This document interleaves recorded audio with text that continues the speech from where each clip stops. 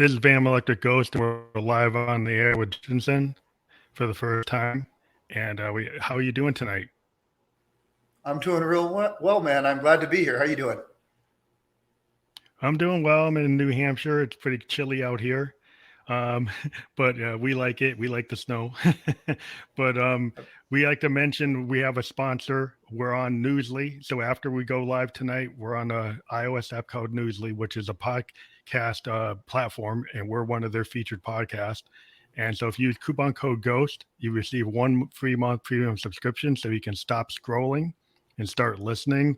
Newsly gives you all the news articles you want as alerts and lets you listen to your favorite podcast. And we're on Newsly. So check it out. Use coupon code GHOST and get 1 month free premium subscription. So out of that said, you're behind DNetCreative.com. And that's your company. We probably maybe want to push telling people what is that, because they see that your link right there. Maybe people can understand like briefly like an elevator pitch for your company. Sure, no problem, man. Yeah, True Zenith Creative is my company, and we're a full-service web development, SEO, and marketing agency. And we're both in the U.S. and our development team is down here in Mexico, which is where I currently am. Basically, we offer the best web development and SEO in the game at a great price point for an agency. We're more expensive than freelancers, but as far as top-notch agency goes, we're second to none. That's cool that you found the global model that a lot of big companies have been doing with globalization. You know, I'm a programmer analyst, and we work with a Okay. lot of people in Mumbai. We work with people in Europe. We work with people in other areas where you can get a lot of software coders. Cost is the same kind of idea, I think.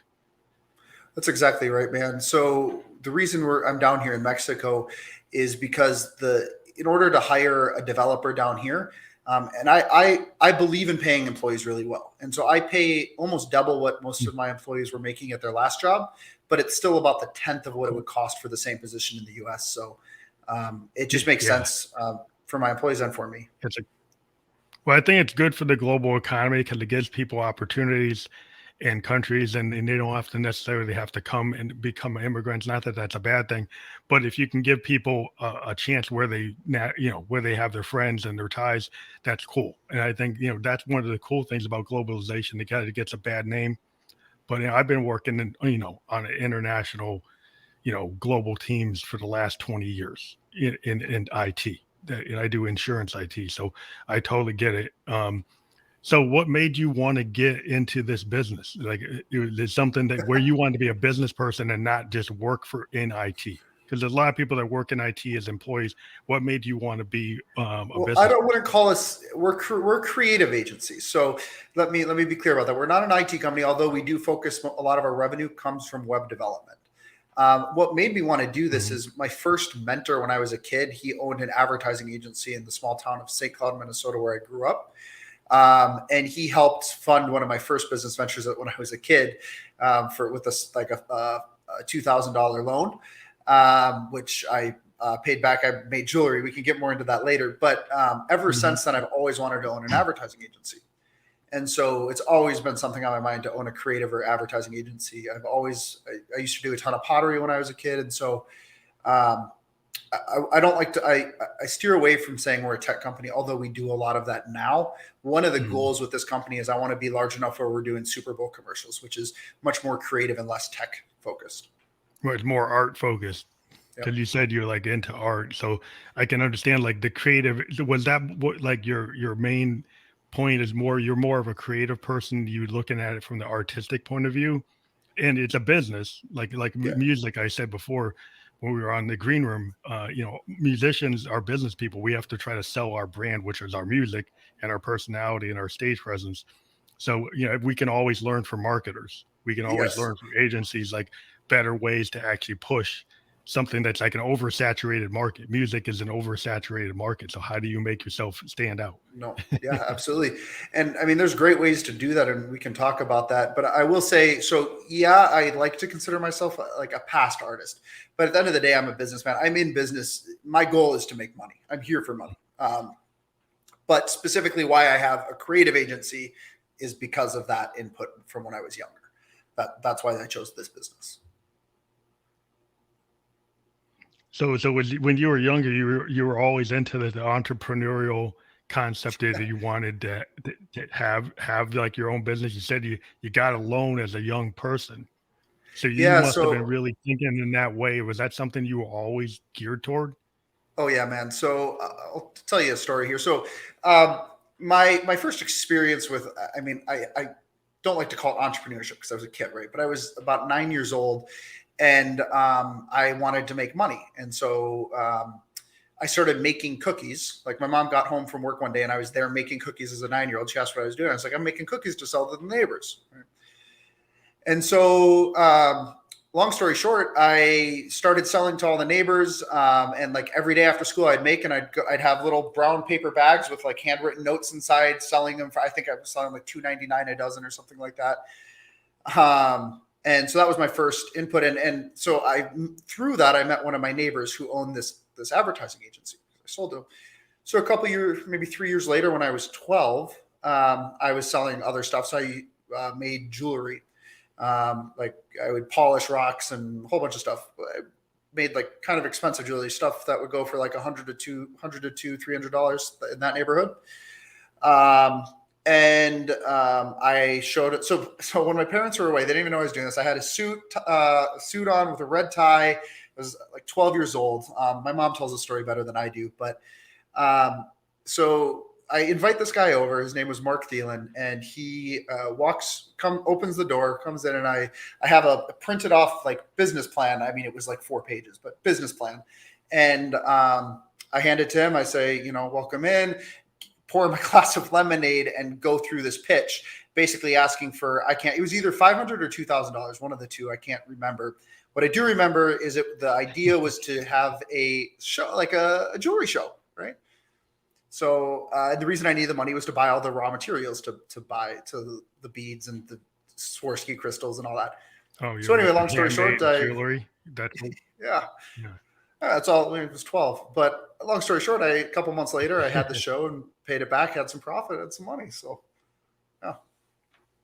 Well, that's kind of like the lemonade stand on steroids. You really, yeah, because every kid, like, they try that. And I've seen some kids in my neighborhood trying it, but like, then just the kids selling like, stuff at school. Like I was in band and we had to Yep. sell chocolate bars for the band. So it really wasn't for me, but it was for the band. So we got into like that, and then the guy sent an idea. I had like basement bands and garage bands, and we would start selling T-shirts, like merch. The idea of merch, Absolutely. even in music today, you actually make more money from your merch than your record. I'll tell you what, man, we could kill it for some musicians. I'm actually in the process of talking to a musician from up in Canada, an old buddy of mine, working a deal with him for taking a percentage of the merch, but not charging it anything up front. But merch is where it's at. And if you do it well, you can sell a ton of merch online. Oh yeah. I mean, the thing is, people are not really willing to buy a 99-cent download, right? But they'll buy a $15 t-shirt. Or you can see I've got my Fam Electric hoodie, which is like, $39. I make a lot more money on this than I do from somebody streaming my song for 0.06 of a penny. Now I actually, my spot, like podcasting revenue, we make way more money on podcast. If you're if you're a person running a podcast, our royalty rate is way higher than a musician. And so that's a lot of the musicians have started to do podcasting because of that. On top of, plus then it gets people to follow you, it gets people into your brand, and it also creates opportunities. One of the things that I do from this podcast is I've been able to create opportunities to collab with other producers and musicians, and then I get income from working on other albums as like a session player, or I get to work as a producer.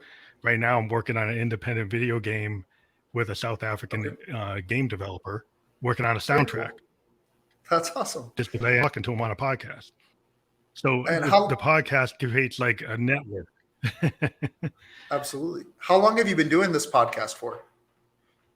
I've been doing podcasting since 2016 on this platform.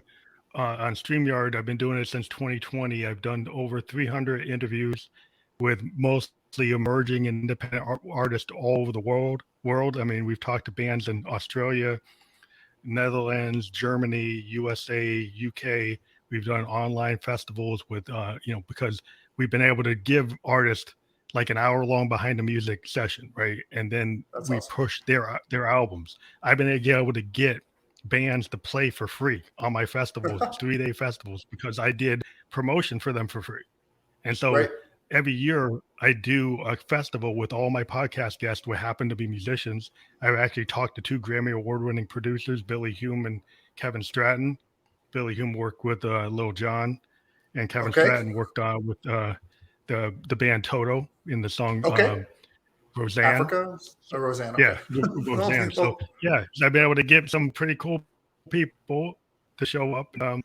Musicians, we kind of barter. Like, oh, if I get to play with you on stage, then you get to work on my record, or you get to do this, and we kind of work Cool. out things that's like non-monetary. Um, See, and sometimes we get deals, but it all very works cool. out. That's awesome, man. Life's a journey. It always all works out. That's what. No matter what happens, it all works out. Yeah, well, to me, the community, the networking is the main thing. The Yes. idea, the podcast creates a connection that's like worldwide. And so when you do the podcast, then suddenly people are aware of you. They're aware of the Yep. people you talk to. That creates relationships. Relationships tend to create business. And then once you Absolutely. have those networks, you just expand your networks, and you say, oh, I know this person that does X. I know this person that does Y. And musicians that albums because they've seen somebody here, and then they contacted them, and then they say, hey, I saw you on Peg, and then they end up working on an album together, which is my whole point. Is like I want that kind of community. And I've had Right. executives come on, like CEOs like yourself, and then they see another CEO, or they see like a shaman, or they see some like person that's doing like influencing, and they say, oh, I want to talk to that person. Then they talk to that person, they check it. It's all a community. It's like building a Absolutely. community online that people can have a resource. But How many, like for you guys, how many listens or downloads? I don't know how it works, but per episode, usually, how many views do you get? If you call it views. well, it ranges. Like when we get an artist that has a really good fan base, we can get like 5,000 or 6,000 of their fans Wow, to show up if they got a strong face. If they are that's awesome. an emerging artist and they just showed up, they might only get a couple thousand, or like less than 1,000. It really Okay. depends on the replays. We get a lot Sure. more plays, Okay. from the fan bases of the people. It depends on the platforms.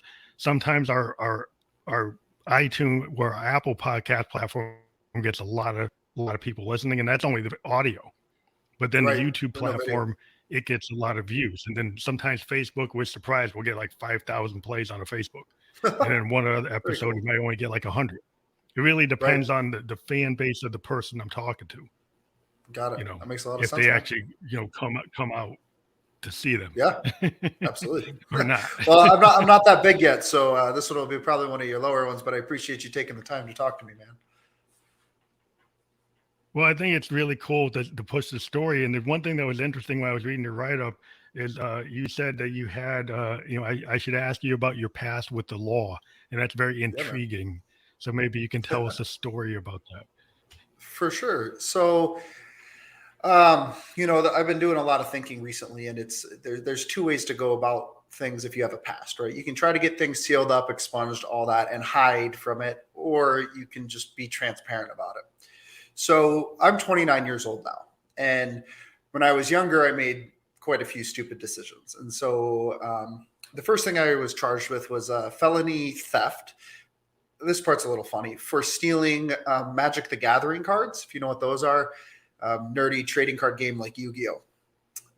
Yeah, I know what Charged those are. with so From from a that comic gives book it. shop type of thing, right?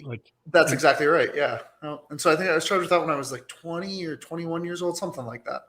And I it was the reason it was a felony is because it was like $5,000 worth of cards.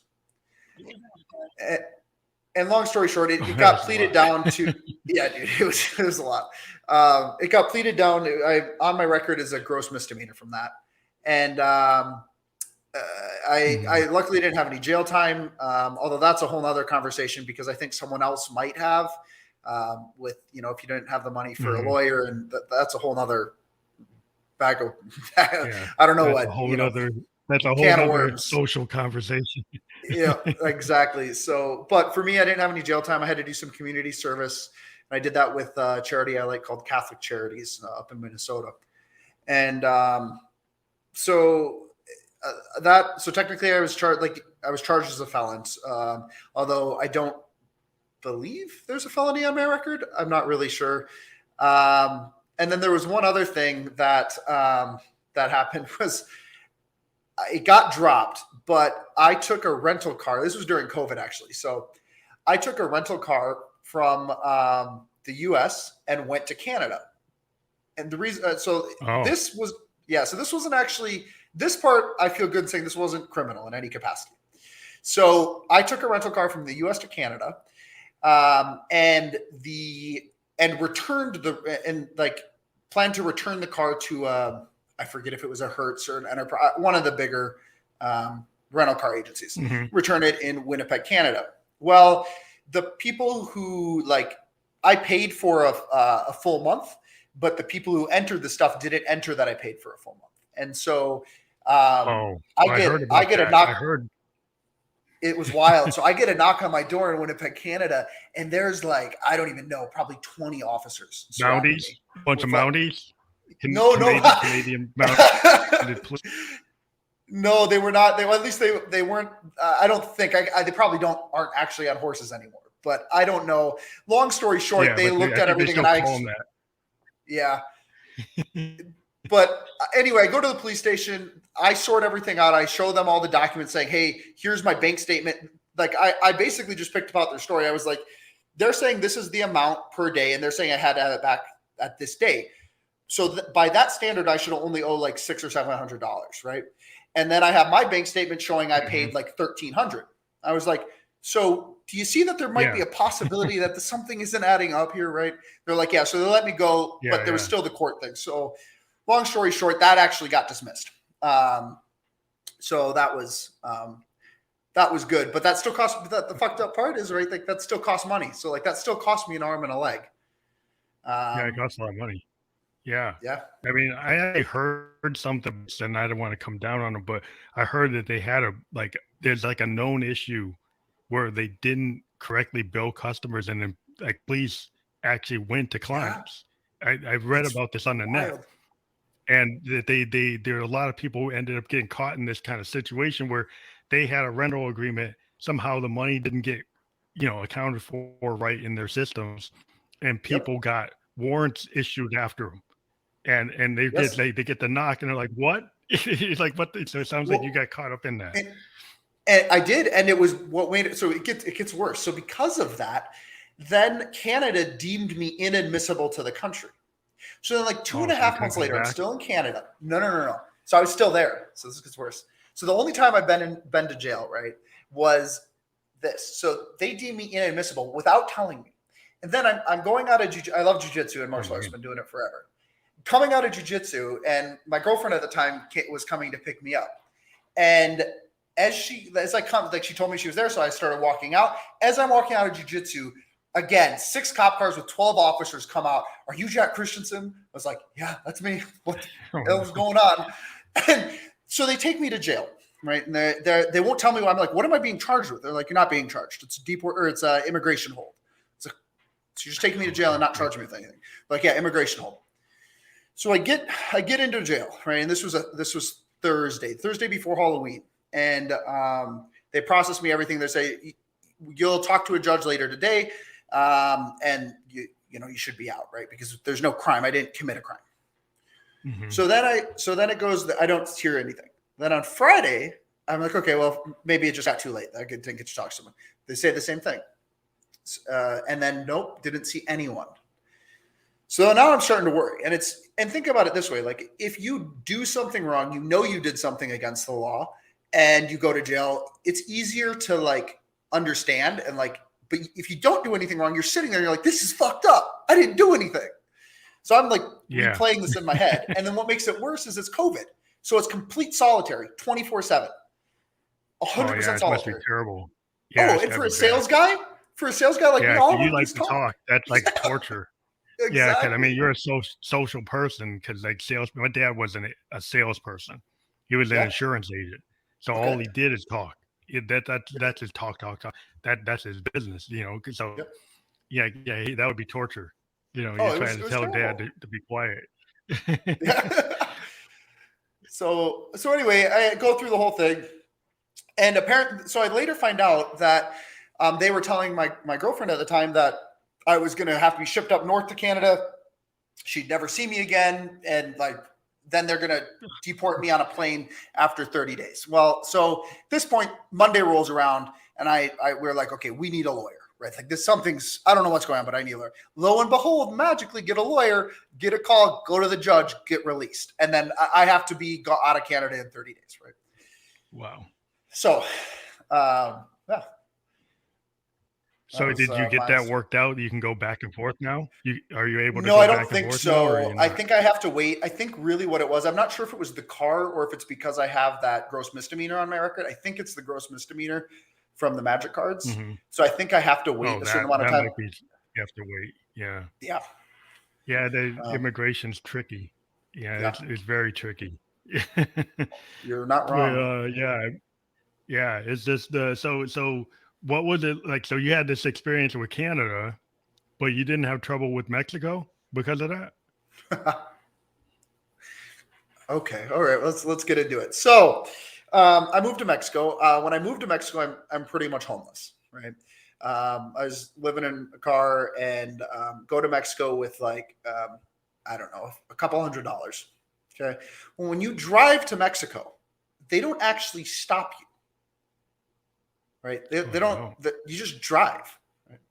So I didn't know I was supposed to like do anything, and so I stopped. But I find out later that you can get that you need stuff. So I get it all worked out. But yeah, no, Mexico doesn't care, right? It's visa free with this, and then now I've been through the whole process to become a Mexican citizen, and there's that's a whole other thing we won't get into. But the short answer is no, I never had an issue. But it is funny that you bring it up because I did the first time I came into Mexico. Now I go back and forth a lot, but the first time I went into Mexico. I didn't stop like I was supposed to. But it never caused me Oh, issues you because went through the immigration and they didn't stop you? no, they would never know because down here there's not a computerized system for it. So like everything's just Oh. stamps and like they give you a piece of paper that's your FMM that you have to hand back in when you leave the country. So it's Mhm. not as near as regulated and most of the time Mexico's not really worried about people coming from the US to here. But now that I have a Mexican corporation and I have my legal documents for here and all that kind of stuff, not an issue at all. But it's funny you bring it up. But That's interesting. Does the US INS give you trouble coming back to the US? no, because I'm a U.S. citizen, so I Oh, have so a the U.S. passport. dual Yeah. citizenship, they don't give you trouble. Well, I'm not a dual citizen yet, like Oh, permanent permanent resident. But resident. like, you have to be a permanent. Well, first it's temporary resident, then permanent resident. So I'm technically temporary, but I say permanent resident because once temporary is over in 2 years, then you get a 4-year permanent resident, and then you get your citizenship, Oh, that's cool. or then you can So apply you're for going to go citizenship. for the full citizenship? Oh hell yeah! I want. I Yeah. mean, I want to give up my U.S. citizenship. Yeah, but Um, I understand. Like, I've been a global person. I lived in Tokyo for 2 years back in wow, 2004, that's and awesome. I actually the only thing is the Japanese won't give you that. You Yeah, can't get to no. be a Japanese citizen.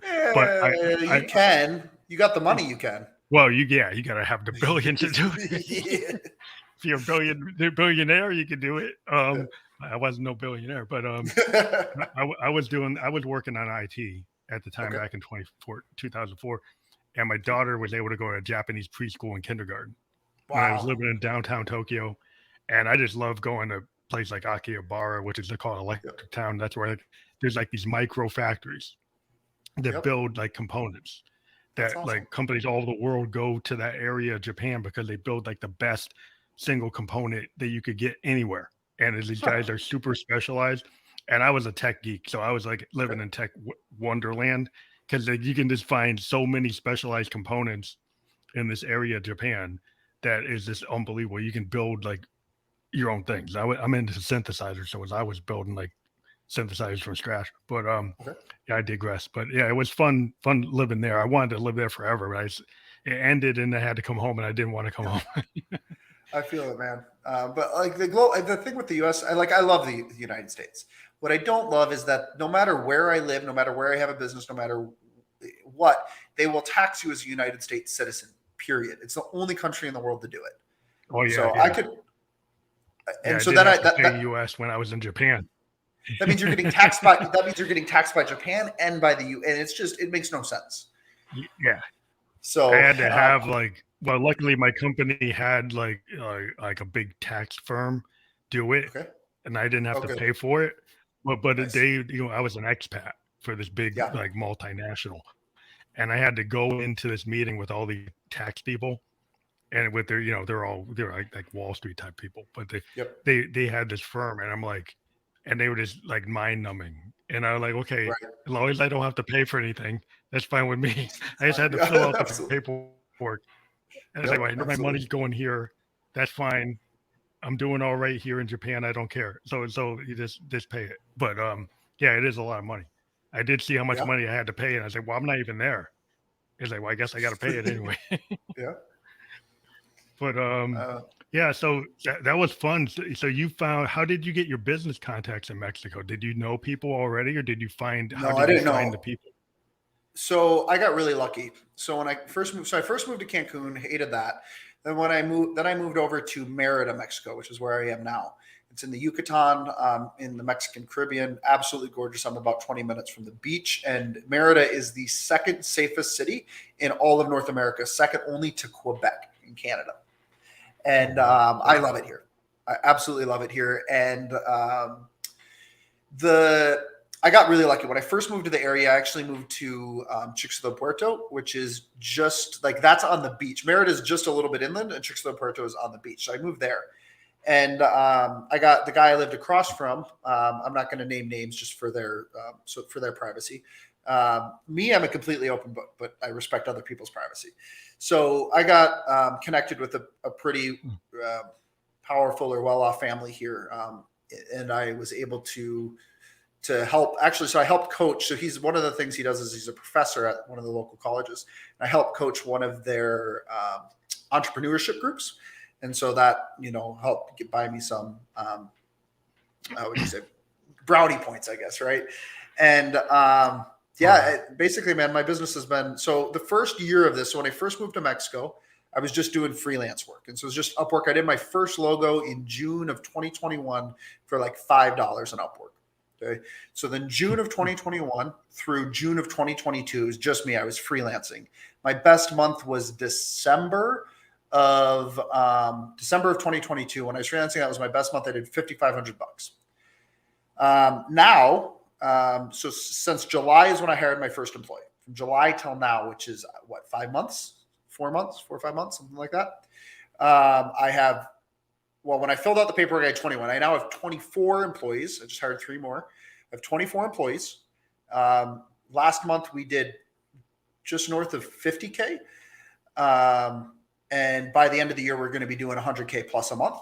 But with now I have, and that was all me in sales. So now I have actual salespeople. And by February, March of the next year, I think realistically, we're going to be doing 250 to 400K a month. 400K on the high end, unrealistic, and 250 on the low end. So somewhere in that neighborhood. Is that all from services or from actual Yeah. creating like marketing, like documentation and products? No, so it's services. So we build customers' websites. So here's how our business model works: is we find businesses and we generally we don't do new websites because people that don't have a website yet, they don't understand the value of it, and they're not going to pay. Our minimum website price is $7,500, and really we don't do many. Our normal sale is $2,500, but we have some websites that go for $30,000 or $40,000. And so generally we find people that already know the value of it and are willing to spend money. So we first redesign a website. Then once we do that, then we sell them either an SEO or a digital marketing package or both. So we first get an influx of cash flow from building a website, and then we tack on monthly services that can range from $1,500 a month all the way to, if they do both at the top level, about 11 grand a month. And so then we have recurring revenue. And actually, so the reason we're about to set to scale really fast is because I just hired these salespeople, and I'm getting really, really strong salespeople because the commission percentage that I'm offering is second to none. We do up to 15%, and it's very easy for someone to do 100K or 200K revenue, which is they could be making 15, 30, or $40,000 a month just in commission. Plus, they get a base. Wow, that's So awesome. we're set to scale really fast. Yeah, and so for people maybe that don't understand is like, the SEO is a big deal. Yes, Being search able engine to, optimization, that stands yeah, for. to be able to get your traffic to the right people who are actually gonna click on the link, Yep. actually, going to look at the product, buy the product, and then get the analytics on it so you can resell to them Well, is and like that's a lot of the name of that. the And game, so there's right? two ways to go about it. There's the digital marketing, which is PPC and PPI. So like Facebook ads, Google ads, where you're paying per click or per impression. Then there's SEO. And what's cool about SEO is basically forever.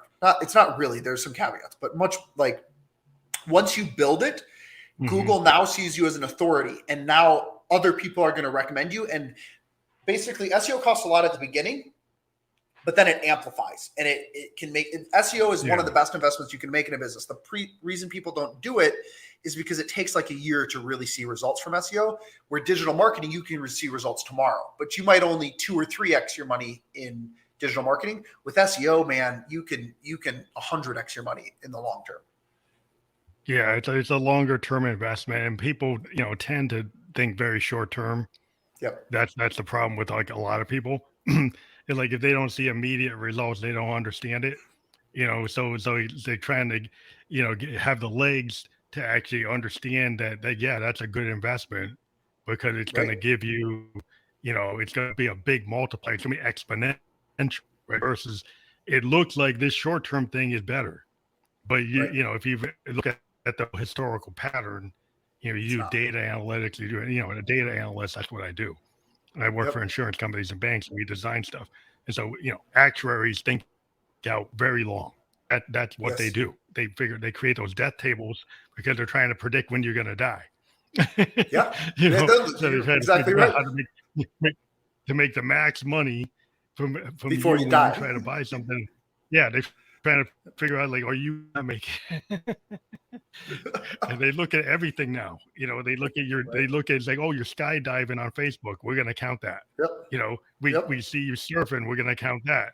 They now they're Yep. bringing all this social media data into their algorithms that they didn't have before. That's crazy. So they're getting That's more crazy. accurate with their predictions. Yeah, absolutely. The more data there is, obviously the more accurate you can make predictions. And it's Yeah, that's a they have an funny extra social. that that's a funny thing too, because like at what point do you have enough data where it's no longer a prediction, and it's like we know, because at some point if you have all the data perfect, at what point does it become like, no, this is going to happen with 100% probability, right? Like where is It that gets line? Because closer. yeah, It gets closer all the time because now they can actually see, oh, you drink every weekend. yeah. You do dangerous activities you like that you didn't before really show because we didn't ask you, but now we can find you and we can Well, and see what you do, I was and then we listening see to your behavior. I was listening to another podcast too that they were talking, I think it was on the Joe Rogan podcast, and they were talking about some company. No, it was Dana White. I don't know what podcast it was, but it was Dana White talking about it, the president of the UFC. And he was talking about how there's a company out there who can take a blood sample, and assuming no accidents happen or extraordinary deaths, they can predict within like a week or two of when you're going to die. And they're right at like an astonishing rate. And don't quote me on this, but I think he said like 80%. Like Wow. how Well, wild is that? biochemistry has gotten so good that It's crazy. you can find all kinds of predictors. You can find like gene evidence of disease. You can see that somebody's Yeah. going to get Alzheimer's. That if they wants to get Alzheimer's, you got time definitions on how long you could survive that. You Yes. get types of cancer, how long people can survive that. So once you get those biological things, that underwriters been looking at that for years. Yeah. They look at it all the time. But the DNA stuff has gotten Yep. so good, and the gene information that they can get today is so accurate that it does give them better time frames on when you're going to survive or not survive. That's crazy. so That's they so can figure crazy. it out. And then do you know anything about CRISPR, the genetic CRISPR or fish or any of that kind of stuff? I'm not so familiar with that. I mean, I've It's been like involved with. it's gene Yeah. editing where they can I don't really know how it works, but they can change your DNA to Oh, I make heard you more or about less people susceptible. playing with that. Yeah, there's people playing with that, but it's kind of like all kinds of issues whether or not Yep. you fully It works. understand it. Well, the Yeah. problem is that it's so complicated that you might think you're doing something and you cause something else. Yeah. It's That super makes sense. difficult, and so you might think in the short term, it's like a short term thing. Yeah. Short term, you might see this result. Long Yep. term, there could be all kinds of results because it's so delicate what you're working with Yep. that you got to be super careful because you might trigger anomalies, you might trigger mutations, you might trigger all kinds of things that you didn't anticipate that make somebody more susceptible to a disease that you didn't anticipate, you didn't think about. Yeah. There's too many factors. And so Yeah. you have Absolutely. to have like super computers to try to have everything in line to say, okay, Yeah. if you do this, what can happen? What if you do this? You have to do all these what ifs and keep on running them and keep on Yeah. running them and running them and running them to make sure that like you make this little micro That's change. like risk modeling, right? Yeah, it's risk modeling at a high level, but it's with Yeah. like biochemistry and biological data. So it's Yeah. That's using the crazy. same kind of stuff that financial people use, but it's got to take a biological data and actually have evidence-based stuff based on Right. like it does this happen or does this not happen? Based Okay. on looking at populations and looking at tendencies and all kinds of there's so many factors we could get into that, but Very cool. it's fun. I mean, I That's work cool. with data. I'm a data guy, so that's my day job. But it's part of what I do is I'm an electronic musician, so I'm into synths. I'm into analog Yep. synths, so I build Okay. sound design from the waveform up. Right. Because I like to do all this analytical work in my day job, that I like being creative with it with my synths, where I'm able to take all those algorithms and on Oh, that's synthesizers, interesting. I can create waveforms and make sounds from scratch Huh. that are creative with the same kind of So math I'm doing to do other wait, so things. you to create synths, you use algorithms and data? Is that what you're Oh, saying? synthesizers like the ones behind me Okay. are these Moog and Roland synthesizers that take actual sound waves like square waves, sine waves, triangle waves. And these machines use this process that is either Dr. Robert Moog, who invented the Moog in the 50s, came up with a Okay. concept called subtractive synthesis. Subtractive synthesis goes from left to right on a synthesizer from the oscillator to the envelope generator to the filter and takes a Okay. waveform and makes it sound like an instrument. It makes it sound like a bass or a guitar or something you never heard before. It basically can take waves and turn them into tones, and those tones very unique. And they can have characteristics like it sound like a wood block or sound like a fret on a guitar or sound like a Huh. pluck. They have all these different things, but there's scientific reasons behind why these waves do what they do. And as a Okay. synthesis, it's like, oh, I want it to pluck, so I'm going to use a triangle wave. I want it to sound like a bell. So there's a bunch of like known information that this wave, Okay. if it's at this amplitude, it's going to do this. It's going to sound like That's this. cool. And then you can go and you do things like wave tables that slam waves into each other. You can invert them. You can, reverse their polarity. And when you do this, you get strange behavior. You get And you can weird do that sound. on those boards or those synths behind you. That's what you Yes, do. these synthesizers are not samplers. These are machines that generate oscillators, which Okay. generate waveforms. So I'm actually creating unique waveforms that some other guy might sample, but I'm actually creating the sound. I'm Okay. actually using the synth. So That's I'm really actually cool. the sound designer. I create Okay. sounds and then I use them into songs, and then I write the Got songs it. with the sounds I create. So it's an old Got school it. thing that older musicians used to do back in the 60s and 70s. Some kids still do it today, but most people just sample. I don't sample. Okay. I do subtractive synthesis or additive And synthesis. sample just means taking something someone else already created and using it. Yeah, you clip it. You can what if I sample? I have a sampler, but what I like to do is I like to sample what called newfound sounds.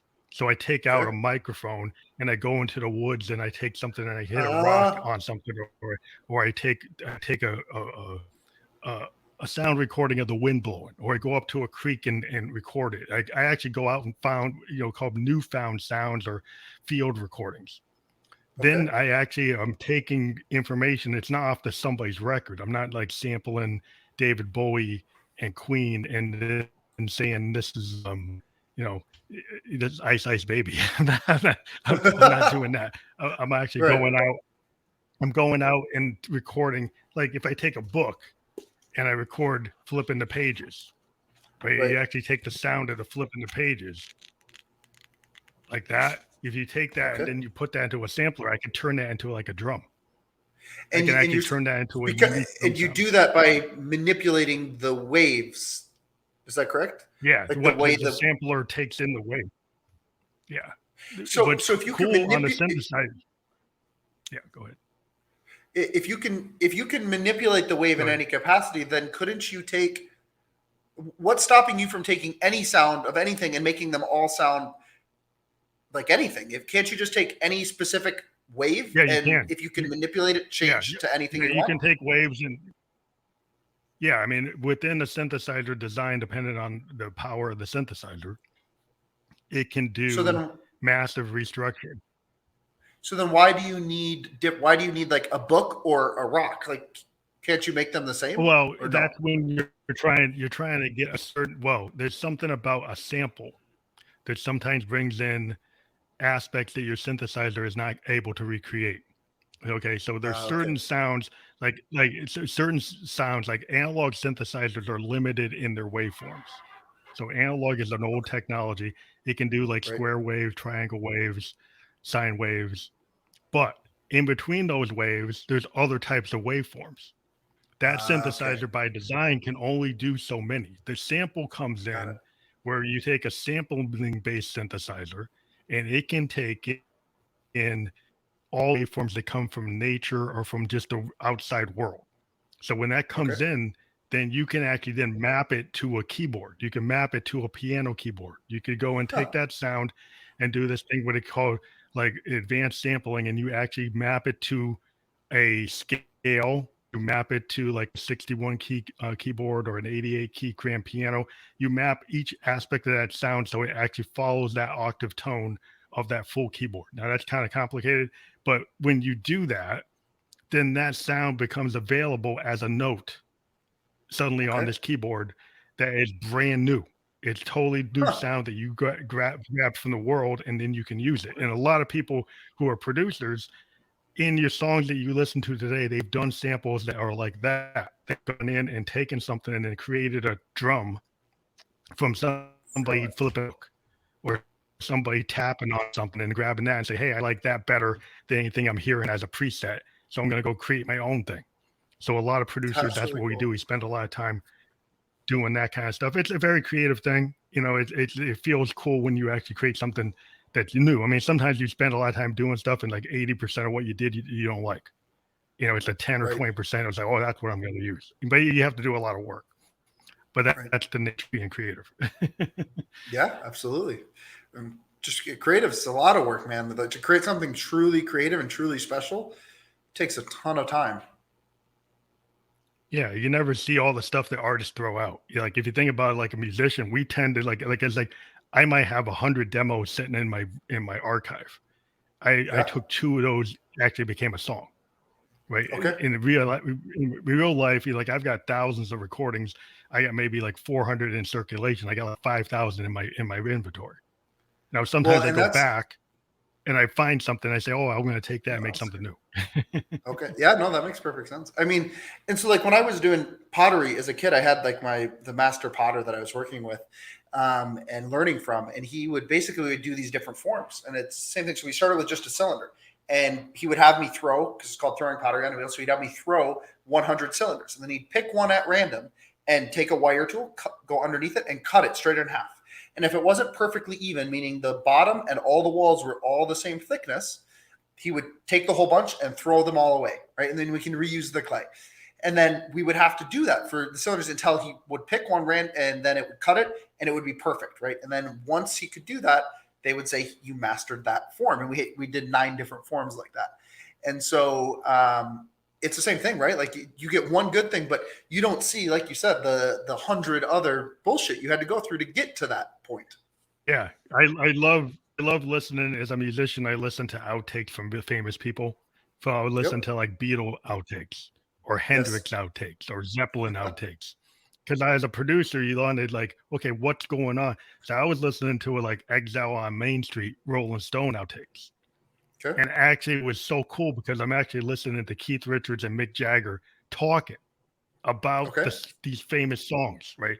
And they're actually Right. talking to each other, and they're like, "Hey, Mick, they ain't working," and then Keith saying, "No, he doesn't try it again." And it just to see what they were doing, and then what Right. the end product was, is so as a musician and a producer, it's very important for us to like we try to learn and we Right. learn from like the masters and we go back and we're almost every musician is a music fan, right? Then we go Yes. back and we everything we do is I love Miles Davis or I like Coltrane or I like this, and we try to take what we like and we reinvent it in our own version of ourselves, right? So Yeah. we're not exactly cloning, but nothing's new under the sun. So every musician is inspired by the great blues people who came before him, or a jazz artist, or some guitar player that made Eddie Van Halen want to be what he was. Right? They Yeah. made James Brown be what he was. They were listening to somebody else, and that's what we do. Yeah.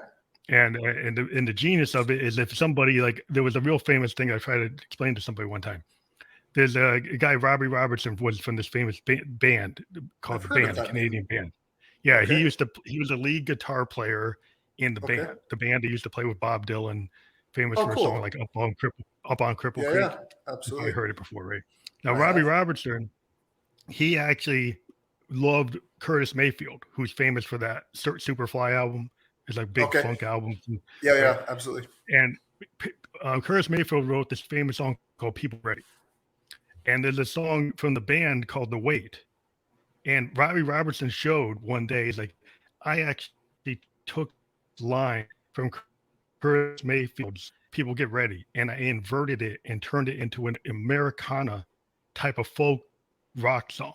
But it actually is a soul R&B song. But because I took it and I was able to reinvent it. And most people don't even recognize that it actually came from Curtis Mayfield, but I'm a big Curtis Mayfield fan.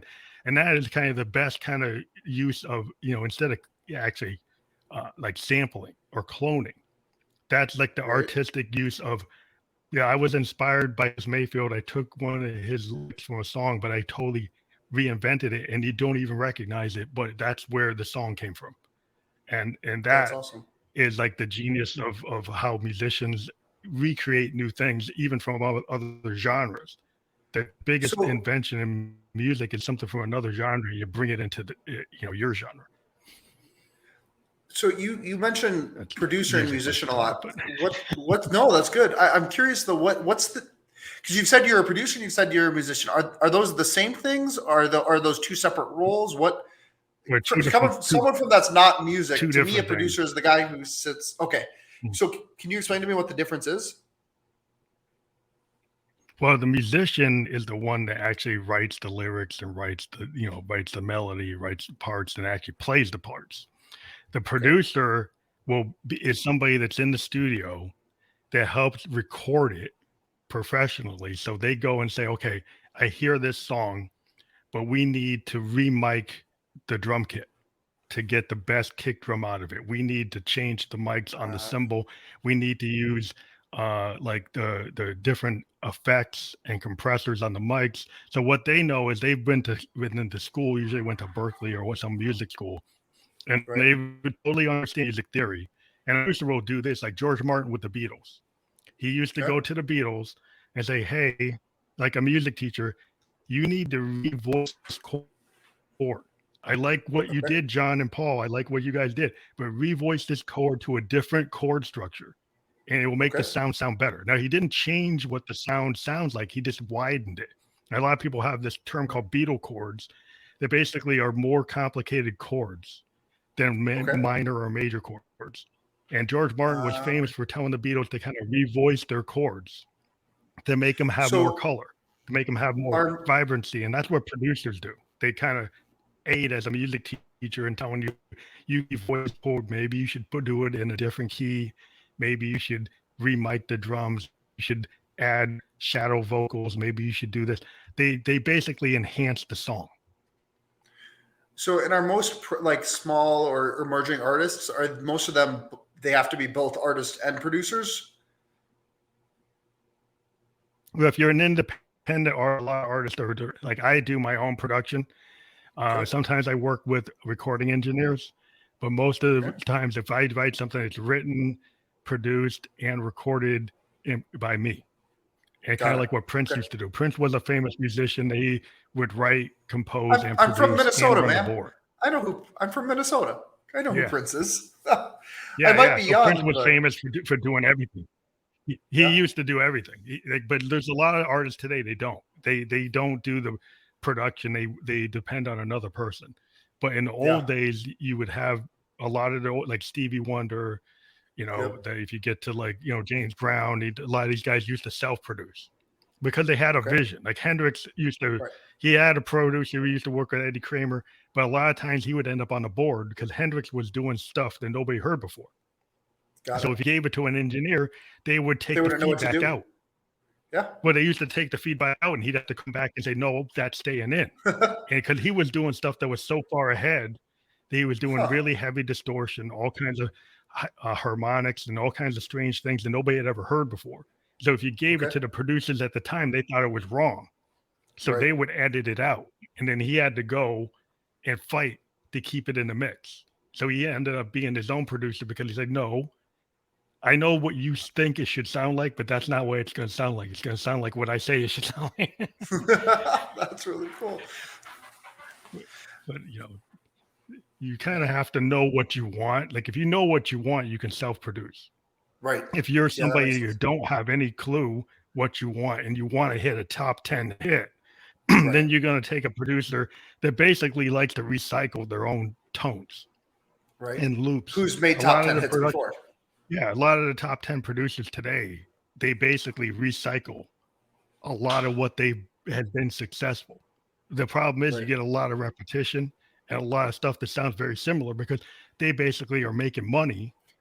Well, that's And, what I mean. The top 10 pop hits. That's so my whole family's. I'm adopted, but most of my family's classically trained musician, and that's why my dad and most of my family just can't stand pop because there's no creativity in there, is what they say. yeah, To it's all me, I just think recycled. it sounds good, but like Yeah, but the problem with a lot of the modern pop is you got these same producers that monetarily I can understand what they're doing.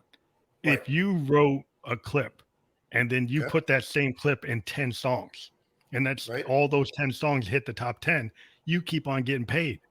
yeah, So I know. there's a monetary Incentive, incentive to yeah, keep on repeating yourself. But then it makes the music kind of boring because you keep on right, repeating yourself because you keep on getting paid from right, repeating yourself. And yeah, so in the old days, people would just try new things more and right, create newer content and not try to do all this repetition as much. But today right. it's a lot of repetition, but I understand why. That makes sense, man. But Yeah, that's the music. music industry. It's something I don't know as much as I should, but It's I a love sync learning these licensing. things. Yeah. Well, and that's Well, I the think music industry has what you gone. know about markets, dude. Yes.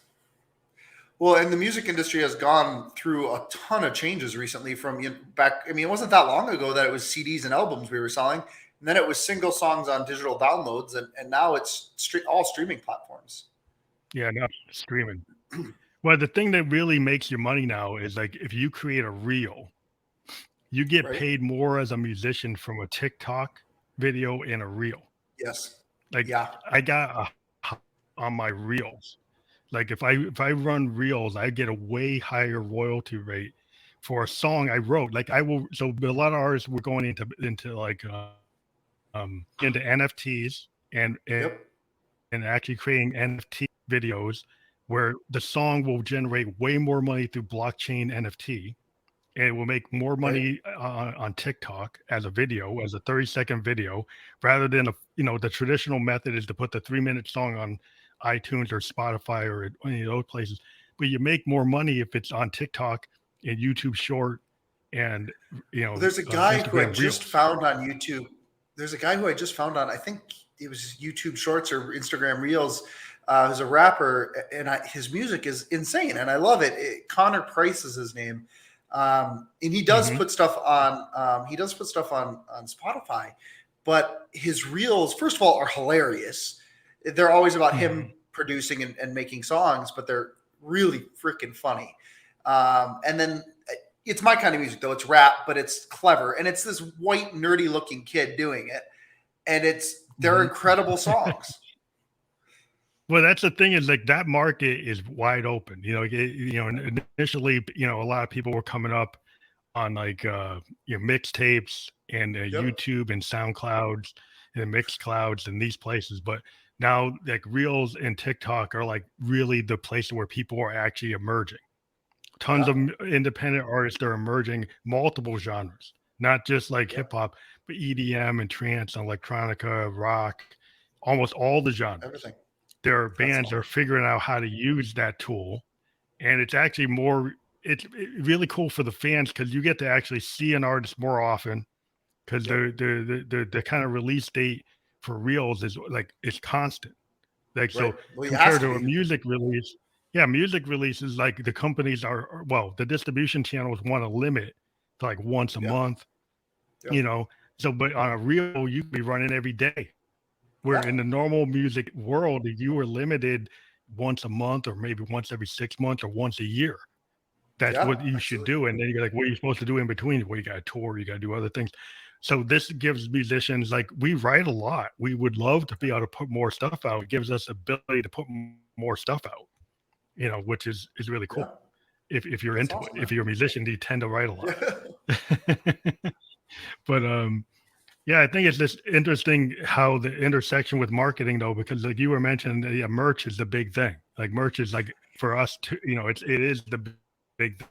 I mean, if get paid.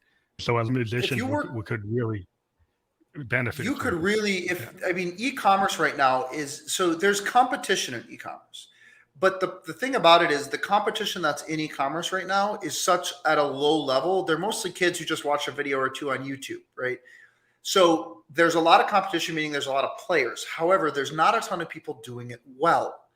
The same thing is true. Like one of the competitive edges that we have at True Zenith Creative is that a lot of the agencies, and this is a bone with me, right? Because a lot of people say they're an agency and it's just some kid who watched a YouTube video from someone and say you should start doing social media management and try to charge $2,000, but then doesn't actually provide any real service. And it's not an agency, it's one person. In my mind, an agency is a team of people that has many clients and has systems in place, like project managers and sales teams and different departments that can handle a whole bunch of different things. And so one of the things that set us apart is for the level of agency that we're at, meaning we're a team of over 20 people, professional, and have done amazing results with money back guarantees for ranking for SEO and for positive ROAS, which is return on ad spend. The only other agencies that are at that level that are doing this are charging 3 times what we're charging. But because I chose to move to Mexico and manage it from Mexico, like you couldn't do what I'm doing if you're trying to manage this remotely. The reason this works is because I chose to leave the US and I'm living here, and my sales team is in the US selling to US clients. But the reason this works is I'm here managing these employees who get paid less than the US, so I can undercut my competition, still pay my employees much more than they're making at their last job, so they're happy, and do a way better work than the kid trying to do this on his own as a freelancer, right? And so our only real competition is charging 3 times what we're charging. I mean, our SEO monthly starts at $1,500 a month, which agencies like mine start at usually $5,000 a month. So it's just, it's not even. Wow. And then we're offering. That's interesting. Like, so we have $5,000 a month. People can get a return on that justifies paying that. Well, you have to be in a business that it makes sense for, right? Like you can't spend $5,000 a month and can't sell cookies door to door, right? Like you have to be in a business that it makes sense, right? Yeah, that would actually work for that. Right. And so we're not targeting, like when I first started, I was targeting, mom and pop shops and solopreneurs, but really now our target audience, they're making at least $1 million a year, the businesses. And generally we're the only time we ever work with like solopreneurs is if they have a really big e-commerce store. But really we're working with companies, big companies. Like the last client I just closed is a nationwide developer. Huge. They do a ton of projects all across all 50 states and like Puerto Rico and stuff. And so those are the type of companies we're working with now. And they can absolutely see it. That makes a lot of sense to me. This is where the problem is, I think, with like, musicians. There's a lot of con artists for musicians that people like trying to say that they can push you, but they send you like 100,000 bots from like Yugoslavia. Yeah. So it was like 100,000 people listening to Yugoslavia. It doesn't sound like a real thing to me. No. And that's such a sad, and that's all over the place, man. I can't tell you how many clients we get, especially when I was working with more like lower businesses and like solopreneurs, where they'll be scammed by web developers and I hesitate to say scammed because they weren't really scammed. Scam means the product was never delivered, right? But like web developers who just, they paid them $2,000, and I look at it and I'm like, oh my God, this needs to be thrown away immediately. Right? Like they just have no idea what they're doing. They paid for something that the quality was deserving the price that they paid. Or you're never going to get the return on the investment from what you put into it. Right. And so that's the thing, like with us, we have that's why with our marketing, we have a positive ROAS guarantee. So if you spend $10,000 in ads and we charge, our fees are different, but like, let's say our fee was $2,500 if you're on, I think the gold package is $2,500 a month. No, gold is $3,000 a month. If we can't create a positive return on your ad spend, we give you our fee back. So, but that's also why we're selective with our clients. Well, it's why we don't take every client on, because if I think your product is shit, then I'm not going to market it because I know I'm just going to have to give you your money back. So because you got to research that. Do they get that kind of volume? Would they actually have? Well, they don't have to get the volume because we're hired to give them the volume. So they don't have to get the volume, but they have to have a product that I think I can sell. Okay. So you have something that you think is worth that people actually would buy. So you have to kind of believe in the product before you take it on. That, and then also one of two things. Either we have to build their website, or they have to have a website that I believe can convert. Because a lot of people will come to us and they're like, yeah, my ads aren't working. I'm spending this much money in ads and I'm not making anything. So then we'll go in and we'll analyze their ads. And actually what we see is that, well, you're actually getting a ton of traffic. And the only job the ad is to take the people from Facebook or from Google or from wherever you're advertising, YouTube, and bring them to your landing page or your website. Then it's the job of the website to convert it. So if you're getting the people there and your cost per click or your cost per impression is low, the ad is working. But then if your website is not selling the product, well, then I can't sell you just the marketing. You got to buy one of our websites too. And it's not because I'm greedy. It's because the problem isn't your advertising. In fact, don't even buy the advertising from us if you don't want to. You keep working with your other company. It's working. But the problem isn't your advertising. The problem is the website isn't converting. So let's fix that. And then we can talk about marketing. So yeah, the conversion on the website, that's a critical thing, because even like when you get musicians, like a lot of us, the problem, we'll get people who will stream but never hit the love button. They never hit the like button. Yeah. Right. And the way we get paid in the industry, the way we get credit is like people hit the like button, but people just keep on streaming and they don't hit the like. They don't hit the love. And so come on, spread the love, man. Well, that's the thing, is people just don't want to take the time to hit the button. So how do you get, as a musician, that's one of the big critical points. A lot of musicians have been kind of saying, well, if somebody's on my YouTube and they keep on streaming me, you should kind of default that they like me, instead of making them hit the like, because if they keep on coming back, the algorithm should say, hey, they keep on coming back, so they must like it, right? So we've argued to the industry, like, why don't you just say that they like it if they keep on coming back? They're trying to save their money. Yeah, well, they don't want, they want me to pay them to do that. Yeah, exactly. But the customer is showing that, and they just don't take the action of hitting the button. And so that's been argued. Well, that's and I don't know how to do that for musicians. That's something I could research. But what you're talking about is a call to action. So like you got to have on your website, you got to have a clear message and a clear like thing that you want whoever lands, whether that's buy your product, subscribe to your newsletter, whatever it is. It needs to be very clear. When you go to the website, there should be some action the customer can take that will help you in some conversion metric that you've set up for yourself. Well, that's the thing with music is people are listening to the song, right? So if they're not actually buying anything other than the song, and the way we get credit is if they hit but yeah. But you can sell merch, and that we can convert on. Yeah, you could sell the merch, but I'm just saying the song. It's trying to get them the button on the song. Like you don't want to interrupt the song to tell them to hit the love button, and maybe you got to do something at the beginning. But if you do that, you might piss them off, and they might go away because they don't want to see that. They want to hear the song.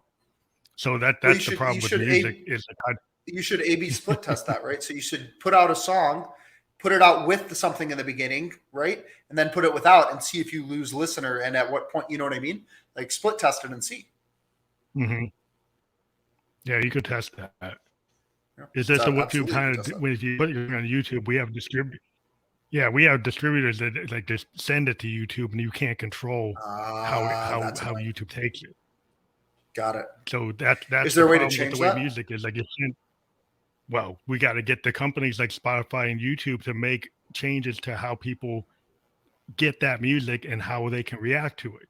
So the artist. But could you not actually just put that in your song? Could you actually not just in the audio file you send to Spotify do that? Yeah, they probably would reject that because the song's not supposed to have ads in it. It's supposed to be the song. Okay, got it. That makes sense. Yeah, oh yeah, so that's the difference with music. Yeah. Well, it's not like you're selling a product; you're selling the art. So it's art first, and then you've got to get people to actually do it. But it's a little different.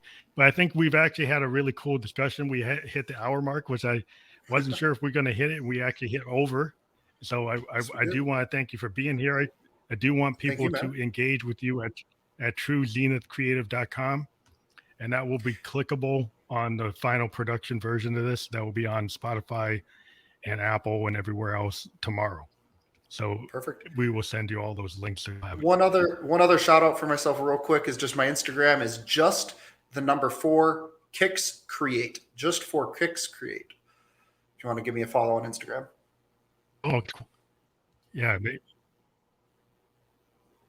Yeah, that's awesome. If you just send that to the chat, I'll add that to my my publishing when I publish this on Spotify. Oh, perfect. Yeah, I will do that. Awesome, man. Yeah, just grab it real quick because it only works while we're still on live. So, got it. Just send that and then I'll grab it. Just 4 Kicks. Got it. That's cool. I just sent it in the private chat. That's awesome. Yeah, that's awesome. Okay, well, thank you. Have a great. What's my daytime there? What time of day is it? No, you are? I'm central time zone still. Is it nighttime? Mexico. It's nighttime. Yeah, it's central. It's 8:06 p.m. Cool. All right. Have a good night. Awesome, man. You too. Thank you for your time. Bye-bye.